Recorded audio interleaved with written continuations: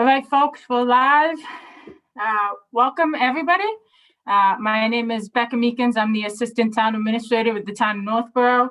I'm going to just get us started and formally begin this first meeting of the Northborough Diversity and Inclusion Committee.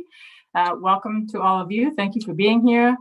It is December 3rd, past 7 p.m. I do have to just read a brief introduction about virtual meetings. So pursuant to Governor Baker's March 12, 2020 order suspending certain provisions of the open meeting law and the governor's March 15, 2020 order imposing strict limitation on the number of people that may gather in one place, this meeting will be conducted via remote participation. No in-person attendance by members of the public will be permitted.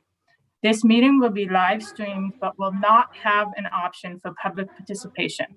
People interested in viewing this meeting live can visit the Northborough YouTube live videos link, which is on our posted agenda, which you can find on the town's website. So that being said, welcome to all of you. I think it makes sense to probably start with some introductions. So I don't know if we want to just go around. Like I said, my name is Becca Meekins. I do work for the town. I've been with the town for about 2 months now, so I'm also new to the town. Prior to this, I did work for the town of Grafton. I am not a native of Massachusetts. I'm actually from Vermont originally. So I'm really excited to get started with all of you and get to work on this great committee.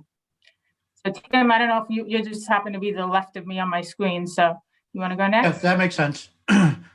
Tim Kalin with the Board of Selectmen. I have had the opportunity to speak with just about everybody here through the interview process, and I am really excited to have the chance to work with all of you. I'm really excited about the work that we have ahead, and I really believe that we're going to be able to put together something that's going to have a positive and long-lasting impact on the community. So I just wanted to thank you all again for taking the time, investing the time to take part in this and in investing it in the community. So thank you very much. Yeah, that's all. And Hamilton. Hi everyone, Hamilton. Been a Northborough resident for about 5 years now. Originally moved from Eastern Mass. Also serve on the Board of Trustees for the library. Very heavily involved in the town. I do like the town. It's been one of the most welcoming towns I've ever moved to. So happy to be here. And it may be the first time where I've actually felt hopeful in the changes that are coming because of this new diversity and inclusion committee we're creating here in Northborough. Miriam? Hi, I'm Miriam. I have grown up in Northborough. I went to Milliken. I graduated from Algonquin in 2019. I'm currently a sophomore at Simmons University, where I'm studying political science and international relations. I'm currently also back home, so I'm here because, we're remote, so I'll be here for a little while. I'm really excited about the conversations we can have here and the work that we can do for our town. I think it's really important that we start in our own communities and start having discussions, especially in our towns and communities. Thank you. Virginia?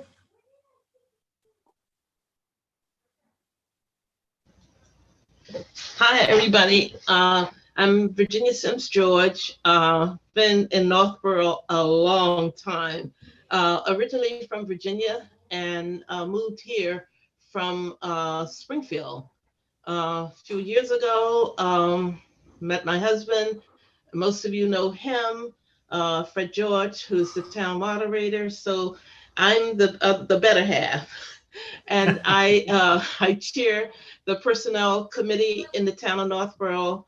I've been a library trustee, and I used to chair the community affairs committee. And I am by trade an HR professional. And I think that's just about it. Thank you. Looking forward to this. I'm actually representing the Council on Aging I was asked to represent, be their representative, but I'm also very committed to the community because, as I said, I think I've been here over 30 years. So nice to be here. Thank you. Yeah, I just want to add too that Virginia was very helpful when I initially put together the statement on the Black Lives Matter movement back in I think I first made it in June and then made an edited version in August. And Virginia was very graciously helpful as we made that created that statement. Thank you, Tim. I appreciate that. Mary? Hello, everybody. I'm Mary Leach. I've been a Northborough resident for about 20 years, and I'm really excited to work with all of you. I haven't met any of you in person before, so this is even more exciting to kind of expand the circle and meet more people. I'm a realtor for a career. I've had my license for about 11 years. Before that, I worked for Lexus, and while I was there, we got pretty involved in diversity training. Before it was, I don't want to use the word popular, but before it was a more common term that we're kind of using more frequently today. And in real estate, we do a lot of training in diversity. It's becoming lots of certifications, and there's tons and tons of training, and I'm trying to take advantage of it, as much of it as I can. So hopefully I can bring what I'm learning to this group, and we can make our community more welcoming and more inviting. I really liked hearing what Hamilton said, that he felt that Northborough was very welcoming, and that's really nice to hear. I'm hoping that we can get involved in the schools and start kind of at the kindergarten level and work up and see what we can do to enact some change. Mary, we have a connection because when I was chairing the community advocate, I talked with you, but I've never met you. So nice to see you. You know what, Virginia, we actually did meet a long time ago when I first moved to town, and I was going to get involved in the community affairs committee. And then I had an illness in my family and things got shaken up, so I didn't have an opportunity. But we did have a brief introduction many, many years ago. So I remember, I recognize the name. Nice to see you and to meet you. Thank you. Thank you, Mary. Lauren? Hi, I'm Lauren Bailey Jones. I am serving as a representative from the Northborough School Committee. This is my third year on the committee. My professional background is that I am a teacher. I teach middle school science. And so in my capacity at my middle school, I serve on a similar committee that focuses on diversity, equity, and inclusion. And as well in the Northborough Public Schools, we have a committee called the Coalition for Equity. And so we've begun our journey as well. And so I'm hoping to really sort of merge all of my learnings and bring my, I guess my viewpoint as a teacher and a school committee member. Thank you, Lauren. And I just want to say a quick thank you to Lauren for her work on the school committee this year with everything that's been going on with COVID and all the changes and everything else, and the decisions that have, fallen to the school board. Probably wasn't something that you were anticipating when you first ran for the school board. So thank you for all the hard work that you've been doing on that committee. Thank you. You're very welcome. Lashika? Hi, good evening. My name is Lashika, but Shika is also totally fine. I am a Northborough, or have been a Northborough resident for about 18 months, so I'm kind of newer to town, but super excited to be part of this group. I am a marketer by trade and studied that, and also have a career in marketing in the pharmaceutical space, but really looking forward to, kind of bringing some of that thought process into how do we get this message out into the community, and also partnering with all of you to make our community more inclusive. And I'm also a really hardcore Golden Girls fan. So if anybody wants to talk about that offline, always happy to talk about that. That's it. So you didn't mention that during your interview. I didn't. I should have. I think that would have sealed the deal even more. Honestly, you could have opened with that and closed with that. And Oh, love it. what's Good to meet everybody. what's their big phrase from the song? Thank you for being a friend. Thank you. Yes. Yes. Yeah, you got it. You got it. I think they're making a remake. Well, I have to look into that. I didn't hear about that. I have to look into that. We spent the whole hour on gold on just that. Absolutely. Thank you. It's great to have you. Deidre? Good evening, everyone. I'm Deidre Writing. I have lived in Northborough for about 5 years now, just over, I guess. And I too am not a native Massachusetts. I grew up in California, but I have lived here for 20 years. So I've lived around, and my husband and I found ourselves in Northborough and are very happy here. I work at Northeastern University. I direct their Office for Faculty Development. And a lot of my work recently does touch on our mission to make the faculty more diverse.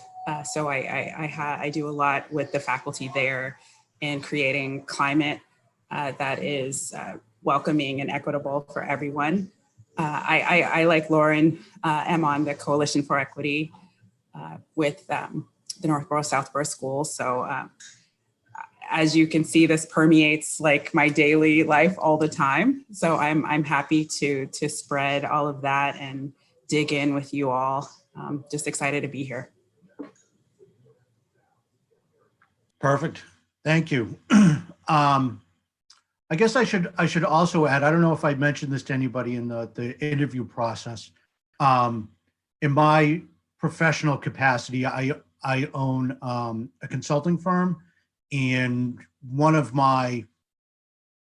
it's kind of a weird relationship, but I'm also the president of a diversity and inclusion consulting company.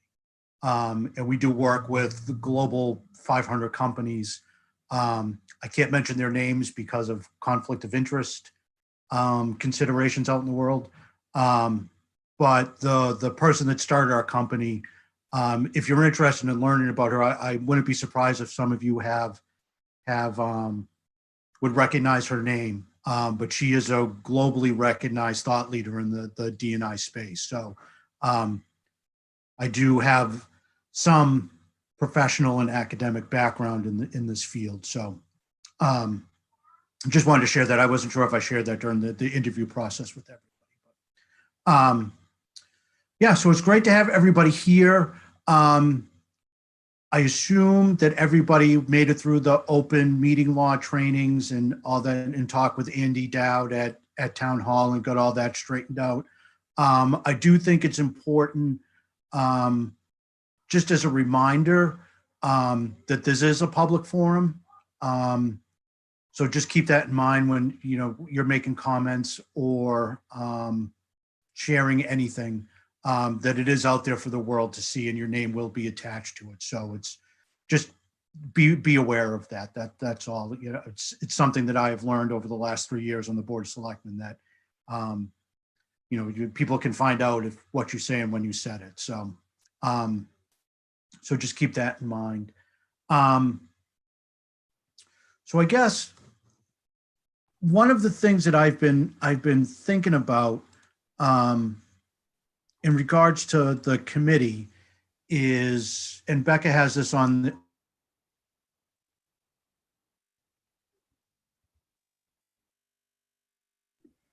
Tim, you there? It just froze for a second. There we go. It's frozen, Becca. I think Tim, can you hear us, Tim?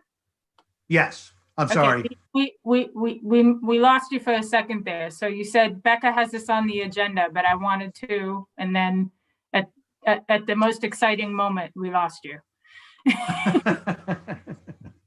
The story of my life. No, about committee officers, having a chair committee.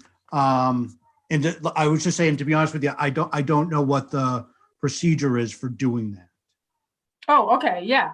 So just so everybody, just for a little bit of background. So the town boards and committees typically have officers. Typically, the officers consist of a chairperson, a vice chair, and a clerk.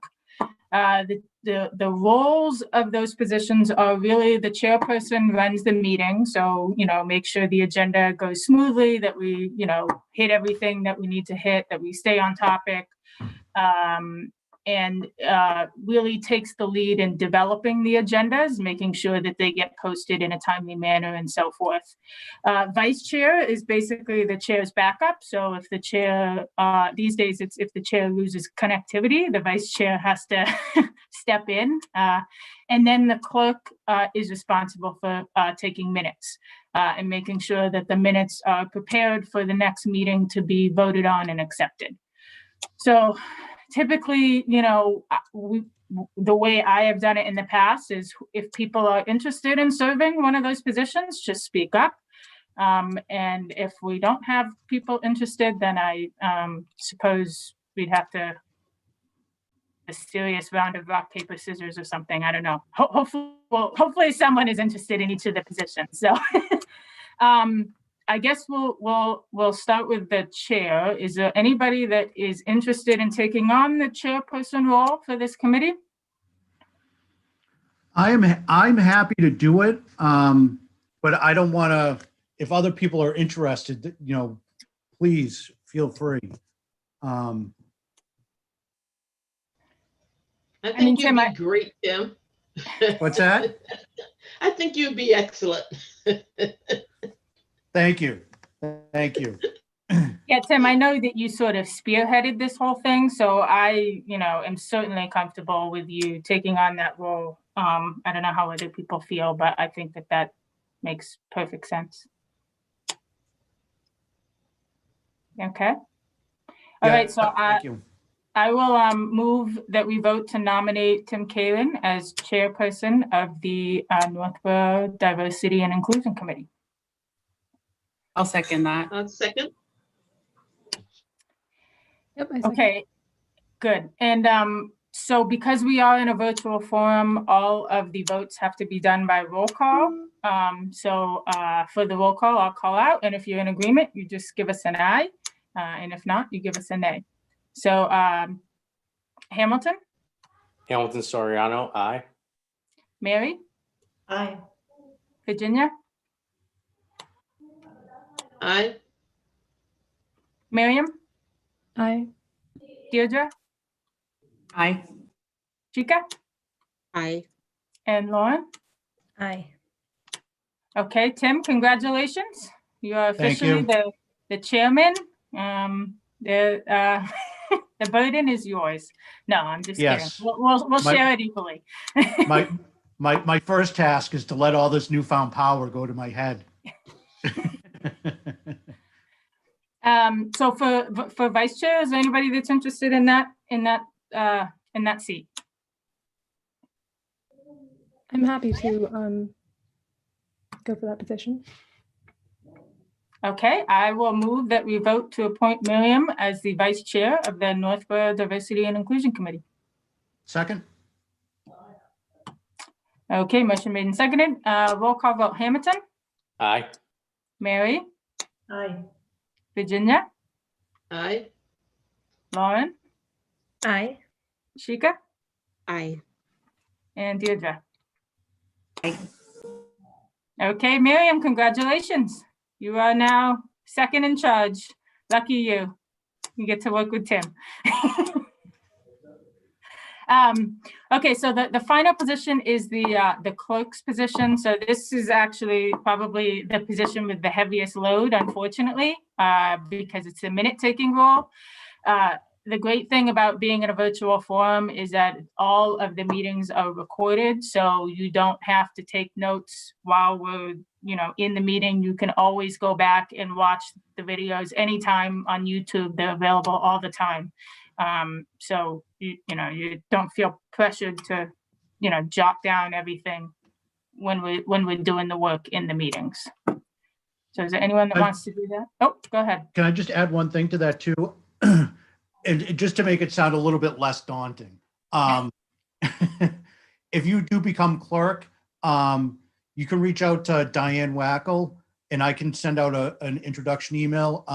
She takes the notes for the Board of Selectmen meetings and she does a great job. So it just needs to capture like the main points. It doesn't have to be detailed, but she does a really great job on it. And if you need help, just wrapping your arms around what they're supposed to look like, you can speak with her and she'd be happy to. I'm speaking for her, I probably shouldn't, but I'm sure she would be happy to give you some pointers on the important points that need to be captured and in what detail. Absolutely. And I'm always happy to help people, and I am also happy to do the minutes as well, if no one else wants to. So I didn't mean to make it sound daunting, so thank you, Tim. I'm not trying to scare anybody away. I'm happy to do it. Mary? Okay. I'm happy to. Yeah, that would be great. All right. So I will move that we vote to appoint Mary as the Diversity and Inclusion Committee's clerk. Second. Motion made and seconded. Roll call vote. Hamilton? Aye. Miriam? Aye. Virginia? Aye. Lauren? Aye. Shika? Aye. And Deirdre? Aye. Okay, Mary, congratulations. Like Tim said, Diana would be happy to help, and I'm also happy to help, obviously. It's, the most important part is capturing the vote at the end of the day. And everything else is available 24/7 on YouTube anyway, so people can just go watch the meetings. Okay, so that being said, Tim, I'm going to hand it over. You are chair. It's now it's your meeting. Thank you very much. So I thought one of the first things that we could do is just review the committee charge. That is what was approved by the Board of Selectmen, and that's ultimately our deliverables as a committee. So just to review that, has everybody, or has anybody not had a chance to review that?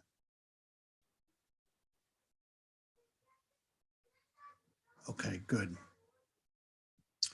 So I think that the most important aspect, or there are several things in here that are important. I think the first is offering the opportunities for community engagement. And I think that's going to be really important for us as a committee to engage the public, to get their feedback and really try to get a true sense of what people experience when they live in town. So I think that's going to be important. I think the challenge that we face right now is the Zoom format. I just think this format's going to be difficult to have those types of conversations with people. So my suggestion would be that we, over the next few months, as we have these meetings, to think about how we want to engage the public, and then maybe over the summer, June, July, August, something like that, once hopefully the vaccine has been distributed somewhat, that maybe we can have some sort of meetings in person, or not have to use Zoom for those types of meetings. Maybe they're more outdoor meetings or something like that. And I just wanted to get everybody's opinion on that, if that makes sense to everybody, or if anybody had any other ideas. So Tim, is the thought that we might be able to get some initial insights, maybe via Zoom, and then start to have more people give their input in the summer when we can meet with more individuals at the same time? Or are we going to hold for all insights until summertime? Or we don't know? I think for like in person, if people wanted to meet and discuss, I think we hold off, but I do think between now and then, Deidre, I don't know if you use climate studies at Northeastern. It's a survey. that really tries to capture some of the emotion's the wrong word, but Like the sentiment? Or yeah, the sentiment, that was the word I was looking for, the sentiment of the community around DE&I, or the organization. And it's a survey that if we chose to go that path, that we could construct questions as a committee and ask the town administration to share that, and then we could share, ourselves on social media and those sorts of things, and then get that information and digest it and make some decisions on direction from that. Right. We definitely use climate surveys. I'll say that it's almost like the larger group that you reach out to, the smaller their response rate in a way. Like if you're just focusing on a department, like everybody's invested, you've already been able to drum up the excitement for getting the results and having those results come to some kind of change. But if you just like blanket send it out to everyone, not everyone is invested, right? So then it becomes the last thing they want to do. I don't know if, I know there's been like school district type of surveys. I don't know if you know about those response rates. Maybe we could try to gauge how responsive people would be. Other than that, in the spring, just as we were transitioning to remote, I conducted a series of focus groups on Zoom to try to gauge gain information about interviewing faculty on virtually. So there were several like late searches that had to pivot to online interviewing. And then we were anticipating that our entire interview process the next year would be online. So we wanted to learn from them and then roll out that information broadly so that people can, organize their searches. So, and it was, we had a great response. Like everybody we asked agreed. We were able to quickly find a time, and then we just wrote a script and asked the question and then open response. So I'm curious what you think would be better in person. I think I agree with you, like those things are better in person, but do you have a sense of, I guess, why you think it wouldn't work as well via Zoom? Well, I think your point on focus groups is great. I didn't even think of that. That's an excellent point. It was just more, I'm very hopeful that we get a lot of interest in the work that we're doing. And I'm really hopeful that if we put out a call that we are looking for public input, or if we have a public session, that we get more than 2 or 3 people. I'm really hopeful that we get, we had 18 people apply for the committee. So I'm hopeful that we get 18, 20, 25 people that want to participate. And I think with that level, it's just too much for a Zoom meeting. Because then you Got it. So you were thinking more like people. A town hall type of. Yeah, like I just think back to like when we have Board of Selectmen meetings in the office and there's an issue in town that people are passionate about, and they come to the meetings, they sit at the desks, they make their comments, there's a give and take, other people can hear their comments, make comments on, like it's just a more give and take environment. It makes it easier when you can actually see the person and ask them questions, whereas here it just doesn't make for, because you're constricted by time. Like there's just elements that make it difficult. And I think around this topic too. I mean, if it's paving roads, it's one thing, but. I agree that type of interaction sounds very fruitful. There are webinar settings for Zoom that the school committee uses where attendees can raise their hands and then be promoted as a panelist to speak.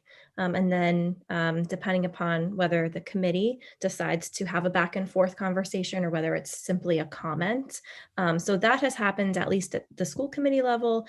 For the district I work in, this summer they had several forums that included the entire community when we were, answering questions about COVID and reopening schools. And it actually did seem to be pretty, it seemed to have a little bit of that back and forth dialogue. A teacher or a family member might ask a question to a board or a panel, and then they would, the best person suited to answer the question or to sort of converse in that dialogue would then sort of take that role. So I don't think that Zoom is necessarily as limiting maybe as it could be, because people are so used to Zoom now. It's sort of our lives. Yeah, so those are just sort of some of my thoughts of when it's actually been pretty successful. Yeah, and I don't think we need to make a decision on anything regarding that tonight. I think it's just important that that is something that we're gonna need to take on, and just for everybody to think about what they think the best way to do it is. And just to Deirdre's point, focus groups are great. I didn't even think of that. So that's focus group surveys in person, whether that's Zoom or at town hall, how that works, just thinking through how, what's the best way to engage the community so that we get the information that we need in order to make the best decisions that we can. And one strategy I think I would take is, I'm on LinkedIn. I made people aware of what we're doing here at the Diversity and Inclusion Committee of the town of Northborough. And I had an outpouring of just messages from people from Northborough that said, this is great. It's something that we want to sort of be involved in. So using the social media platforms to reach people that way, even if it's just written response, I think that could be helpful in this situation as well. Yeah, I agree with that. I agree. I think that's definitely an important part. I also think reaching out to the youth of Northborough, I know that I could probably name 10 out of my head, 10 people who would be interested in really being a part of this or engaging with this committee. Yeah, that's great. Because I think the more people that we can get involved, the more likely we'll have positive outcomes. I think Other thing. Go ahead. Go ahead, Julia. I was going to say the other thing about these other type of engagements is that those can really inform a survey. So like once we have a little bit of information and we want to know more, or we think we want to know more broadly, if those are like generalizable points. So starting with the survey is easier. I mean, the survey is easier when you have some material to start with. Yeah. Agreed. All right. So then the other thing is, as a committee, defining potential areas that we want to focus on. And I'm pretty sure that during everybody's interview, because I think most everybody asked what it is that we were going to do. My answer was not anything that we want to do, but I think it's up to this committee to decide the areas that we want to focus on. And again, that doesn't need to be decided tonight, but it probably does need to be decided at our next meeting. So we should plan on having a discussion around that for our next meeting. Because everybody's going to have different perspectives on where they think the needs are, and one isn't more important than the other. We just need to prioritize, and based on resources and time, what we can actually tackle. So Tim, in terms of timeline, when you say, we'll sort of figure out what our goal is next meeting, is this a long-term goal, a short-term goal? How often will our goals be reevaluated? And the charge of this committee, will this committee be the same members every year? Will those be changing? I think just more information on that might be helpful. Okay. I would, just tagging along with that, I also think we need to think, how often are we going to meet? How frequently are we going to do once a month? Or we're going to do every 2 weeks? Just what's the strategy for getting together and organizing ourselves? I think would be helpful. And then you're saying next meeting, is that a month from now or 2 weeks?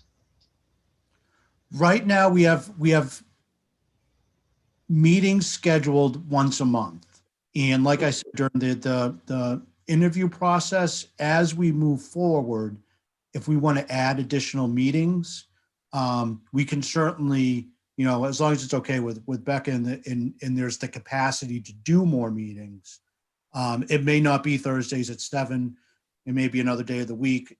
There's some scheduling things with the town that we just have to be aware of.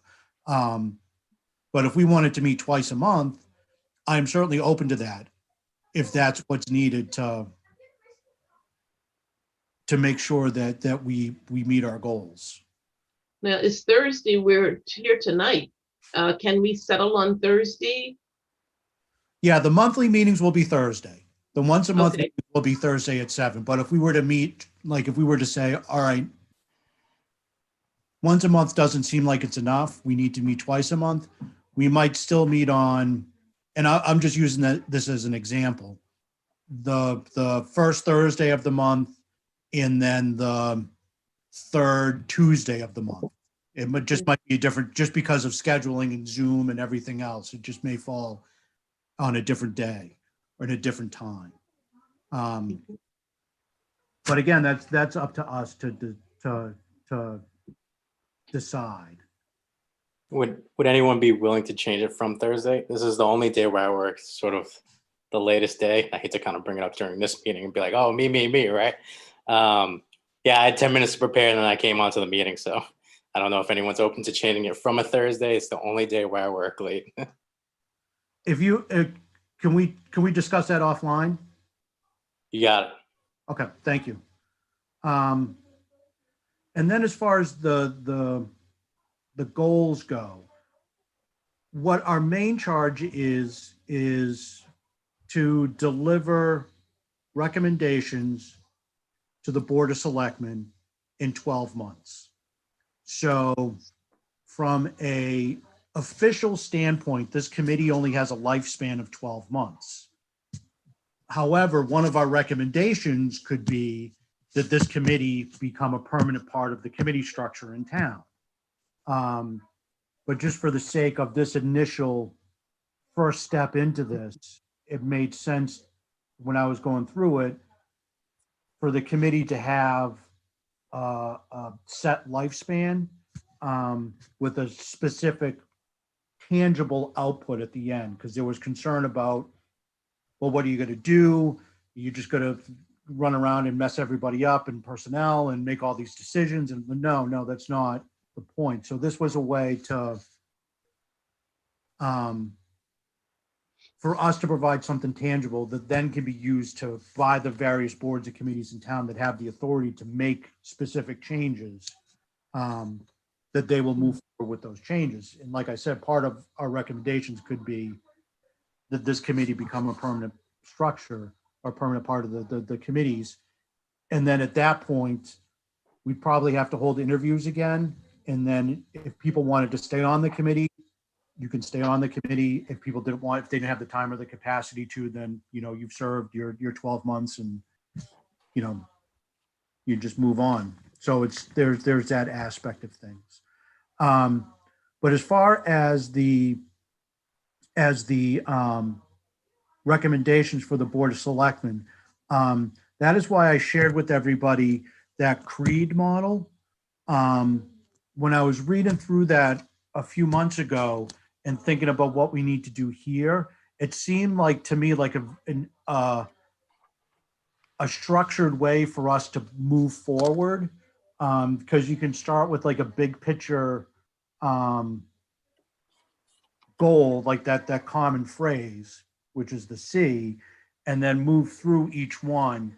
And it would just add structure. So that way, when we make the presentation to the Board of Selectmen, it's a structured presentation.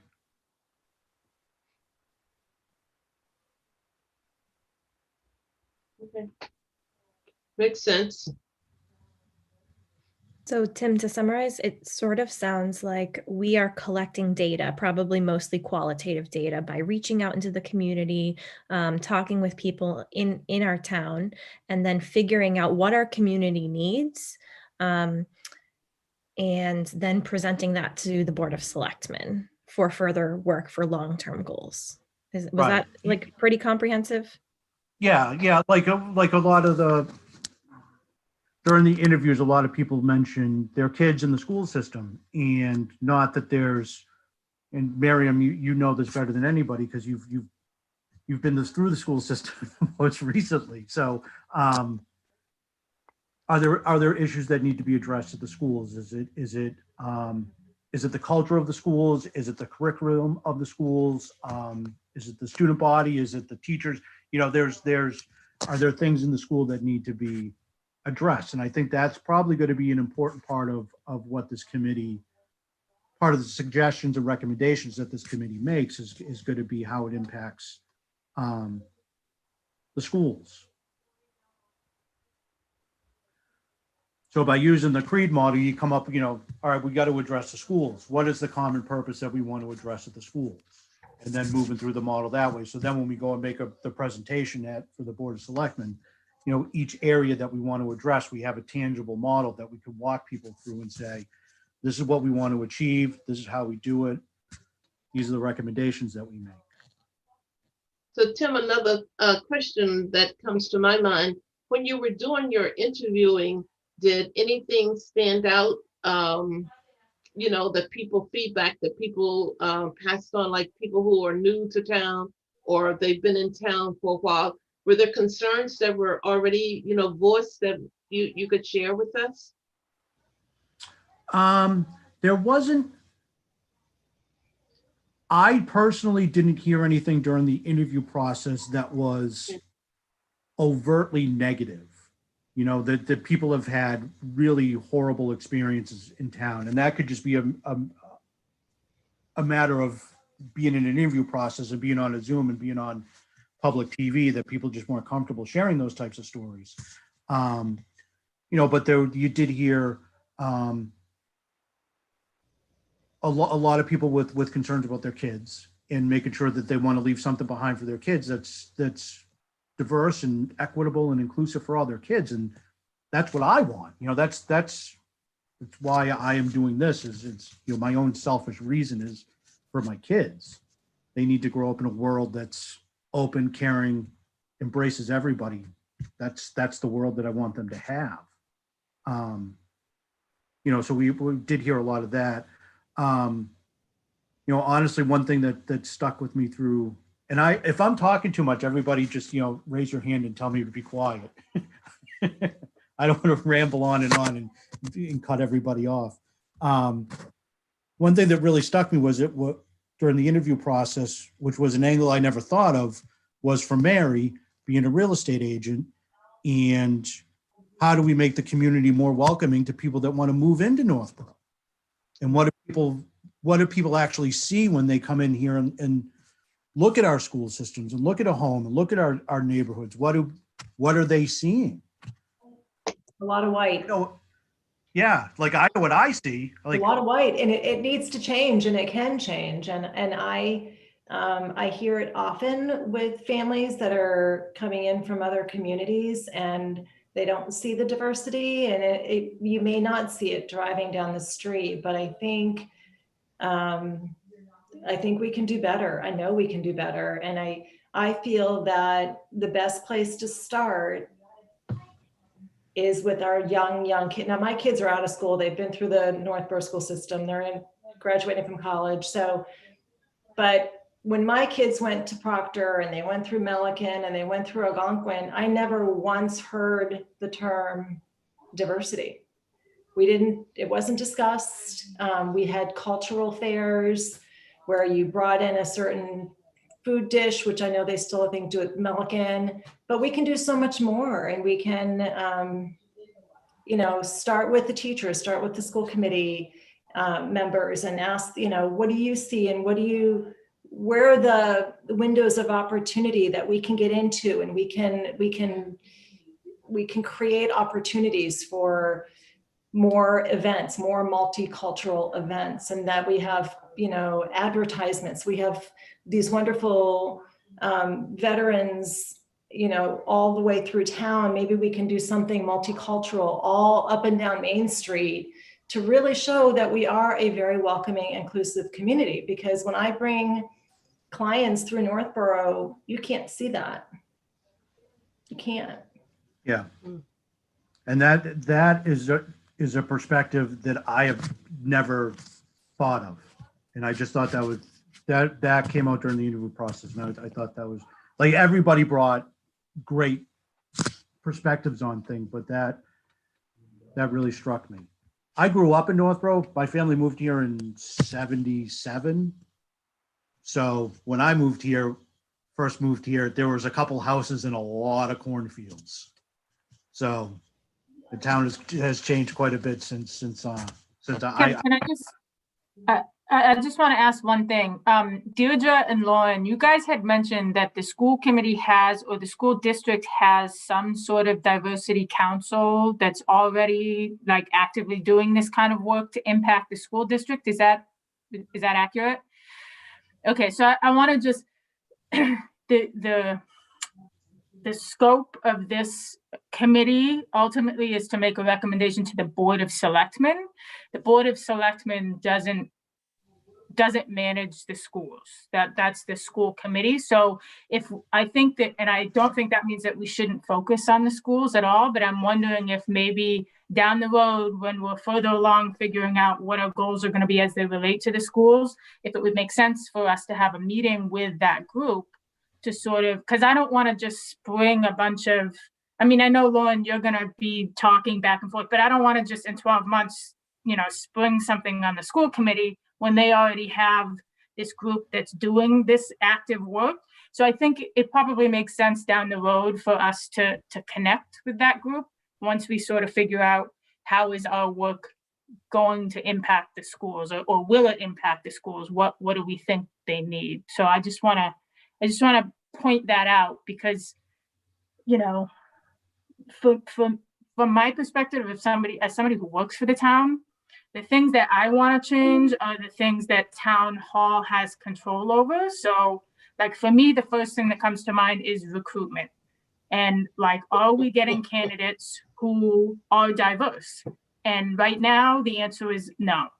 Like, across the board, no. We have no people of color in our public safety divisions. We have no women in our public safety divisions. And to me, it's shocking in this day and age, honestly, to not have a female police officer or firefighter or a person of color. So I think. Or anybody working in town hall that's a person of color. Yeah, and that, yes, Virginia, that as well. And, you know, we're actively recruiting for police officers right now. I had interviews this past week. There were no women and no people of color in the candidate pool. That means nobody even applied. So one of the things that's important to me is, and Shika, I think this is where some of your skills might come in handy. How do we market ourselves as a community who values diversity? And how can we, because we have to figure out a way to pull these people in, to make these people see that this is a community that, you know, we want them to be a part of. But also, where do you recruit through? What avenues do you recruit through? Because there are people, you know, in different organizations where you can target advertising and try to identify candidates that would be willing to take your jobs. But if you have to consider that source. Yeah, absolutely. So, you know, that's just the tip of the iceberg, honestly. But I mean, you know, someone asked, like, what are the things that came up in the interview? And I didn't interview for this. I was kind of just, you know, my boss just said, you got to go do that now. And I said, okay. but I'm excited to be here. But I just, at least as someone who's in town hall and who's, trying to manage the organization every day, that specifically is something that comes to mind. And then the other side of it is training for staff. I mean, that's huge. That's something we have direct control over. How, what training can we require? What should we require? And so those are sort of two things that I want this committee to focus on a lot. So we talked about that when we were drawing this thing up, Tim, about training, and to put everybody through at least some basic training, using the conscious and unconscious training model. Yeah. Mary, you were going to say? Yeah, so I have a question, and this is what I had briefly touched upon during my interview as well, is I've looked at several school websites throughout the state of Massachusetts, and there are not many that mention diversity and inclusion on their homepage, and we're definitely one of those that does not mention it. The town of Wayland does a nice job of kind of getting it in your face. So if you're considering a move to a community and you're looking at the schools, which many people are looking at schools, we've got 32% of the households in the town of Northborough have children. So we know people are coming here and we've got great schools. It would be great to be able to show, I mean, if we have a diversity committee involved in the schools today, it would be so great to see that on our websites. On the, the Northborough, Southborough schools should have a logo or a group of, the multicolored hands and a circle or a heart or something that shows that we are an inclusive community and we're working to make that even better. If you go on the website today, it doesn't look like it's a priority, but it is. So I don't know who's in charge of updating our websites and who manages what the content is, but I think that would be a great place to kind of have the top of our list, get that going, show that. Andy Dowd. Andy could help us with that. Andy Dowd? Yeah. Yeah, I think, before, like these are all should be part of our recommendations when we get before the Board of Selectmen in 12 months. Like the one thing that I think we absolutely need to avoid is piecemealing. Yeah. And coming out every meeting like, we need to change this, and it needs to be changed. It's not to diminish the priority of it. It's just if we start nickel and diming everybody, it will slow the process down and will actually build up resentment. Whereas if we just make a comprehensive report at the end and say, these are all the things that we want to do, this is what we think it can be done, it will be more cooperative, I think. Can I make a recommendation? And we can obviously discuss this, but I'm hearing that the three kind of silos, we're looking at schools, we're looking at town, and then we're looking at, and when I say town, I mean government, like local government, and then we're looking at community. And I think that those are kind of the three focus groups that we're going to have. And we're going to need to pull data. We're going to need to pull data from the community. We're going to need to pull data from the local government on staffing levels and things like that. And we're going to need to pull data from the school. So I'm wondering if there are people who have specific interests in either of those three pockets, if it makes sense to, or specific, skill or background, if it makes sense to sort of put them in those pockets to try to figure out, what's, first of all, where are we at now and where do we want to be? And it's just a recommendation. I'm just trying to figure out kind of how to organize ourselves like around this huge concept and bring it to like a more ultimately data-driven recommendation, because I think that's probably how we're going to be most effective in our message as a group. So I like that idea, Becca. I think earlier though, Tim had mentioned that maybe one of our maybe assignments or thoughts would be for us to think about what our focus really should be. So I think this conversation is very helpful, and we're getting some ideas, and I would suggest that I love what you're saying, that we take what you said, take the discussion and come back to our next meeting with some recommendation thoughts around what we think are some of what our focus areas should be. And then, as you're saying, Tim, at that time, we could sort of just then, put together our goals, and if we need to have committees or whatever, however we're going to tackle that, sort of, do it in a planful way. Yeah, I agree with that. And I also think too, that once everybody, once we organize the ideas and then we have a sense of the scope of the things that we'd like to accomplish. And I think at that point, Hamilton, to your question earlier, at that point, then we can make the determination if once a month is going to be enough, if we want to meet twice a month. So I think our next meeting, Virginia, that's a great summation of what we should be focused on for our next meeting. Yep.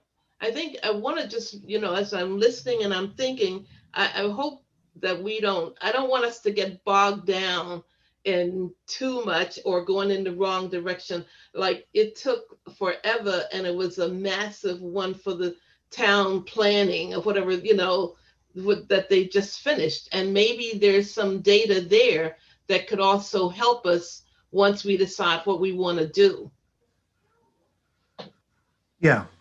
Yes, I agree with that. And I think it's, as a brand new, never before existed committee, it's going to take us a couple meetings to get our footing. I think this has been a great start. I really do. I think it's excellent. But I think once we, organize our ideas, and then I think as we get more comfortable, we'll really be able to start to make some progress.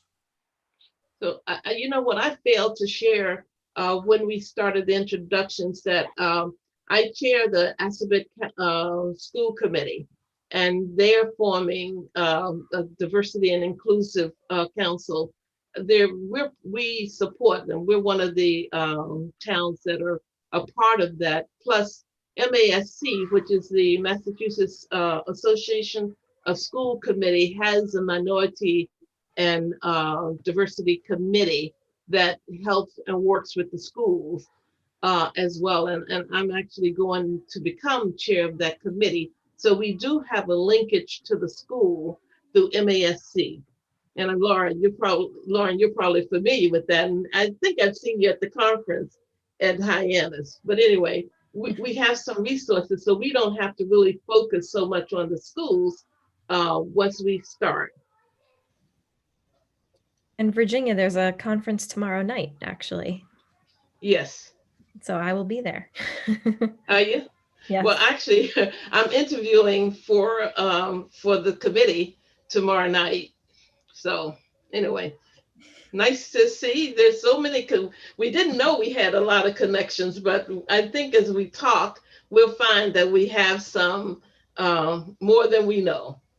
So this is good. This is great. I think it's going to be. It's well needed. I've been pushing, as Tim knows, for us to do some things in town. So I have a lot of ideas, and I've been trying, quietly. Once, I don't know, when the Community Affairs Committee actually tried to do a multicultural Christmas holiday kind of event where we tried to recognize all the different cultures and everything. And it was so attended, but there was interest in everything. So we have like the Cultural Council over there that wants to do things. And, we have that committee. So I think we're going to find that we have a lot of leverage and we'll get a lot of support. Yes, I agree with that. That is everything that we had on the agenda for tonight. Did anybody have any questions or closing comments? Can I ask a question? Sure. And this is a question for the group, obviously. A lot of the discussion has been around race, and I think that that's extremely valuable, but I want to make sure, or I guess ask, we're talking about like all forms of diversity, right? We're talking about like abilities, we're talking about gender, all that, right? Okay, I just wanted to clarify. I mean, I think race is a huge piece of it, but I don't want to lose sight of that either. Because I So think we sort of usually talk about underserved population, which would take in consideration gender, you know, issues, all the different things, but you're absolutely right. It's just not about color, in my opinion. Yeah, no, absolutely. It's, you know, I think it's funny from the way I am working in diversity and inclusion, I am the most often forgotten person in the conversation. When you talk about diversity and inclusion, which I totally understand, but it's important that you include everybody because you need to get everybody involved. So it's just, to your point, Becca, yes, it's everybody. Thanks for calling that to our attention, Becca. just checking. No, that's great. We're gonna have a lot of fun. Oh, God. I do hope it's fun. I really do. I think it will. Oh, yeah. I think it will be. I'm looking forward to it. I'm very excited. I think it's. I shared with the woman who started the company I work with that we were doing this, and we're one of the few communities in the state that has taken this on, which is awesome and distressing at the same time. You know, it should be something that's deeply ingrained in every community, and it's, you know, I'm just proud of the fact that we have a great group of people in town that are willing to take this on and do the work. So I'm excited. So next meeting we'll focus on, if everybody can brainstorm on areas. Becca mentioned the 3 silos. I think that's a great idea on how to corral everything. So I think our next meeting will be focused on that. And then also making a decision on how often we want to meet. Sound good? Sounds good. Sounds great. Thank you. All right, perfect. Sounds great. Have a happy holiday, everybody. Yes, you too. I was just going to say, have a great holiday season. Everybody has my email address, so if anything comes up, if there's anything you want to discuss with me between now and the next meeting, just shoot me an email. Yeah, so have a great holiday, and we'll see everybody again next month. Thanks, everybody. Yeah, thank Thank you. Great you. to meet everyone. Thank Thank you, you. guys. Everybody, See you. Take care. take care now. Take care.